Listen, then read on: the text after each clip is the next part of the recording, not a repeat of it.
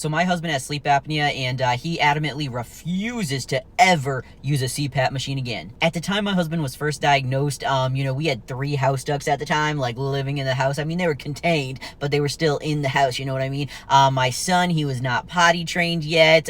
Me, I'm a fucking fart machine, you know what I mean? So my husband said that having that thing on, it just amplified smells, and he could not take it.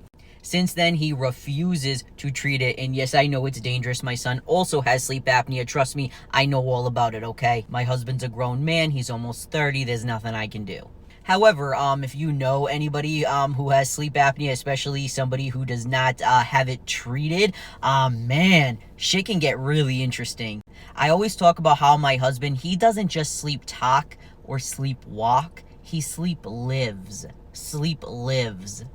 There's been times where literally, like, we have taken the dog out for a walk, and, like, he's been fully coherent, so I thought, and apparently he was asleep the whole time. Well, one thing he loves to do in his sleep is argue with me. He loves it. He loves to argue with me in his sleep. Typically, these arguments surround why he doesn't want to get up, because it's very hard for me to wake him up. I'm assuming because of his sleep apnea.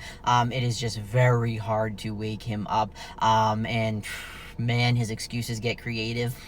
So he's just getting over bronchitis, and he's on an antibiotic, and I was having to wake him up at 10 at night to take, like, all his medication, not just his antibiotic. There's other stuff too. I know you're not supposed to wake up just to take an antibiotic, but anyways, I was having to wake him up at 10 o'clock, and this particular night, he did not. He was adamant he did not want to wake up. So after trying to get him, like, awake for a while, I was just finally fed up. I was like, Eli, get up. It is time to take your medication.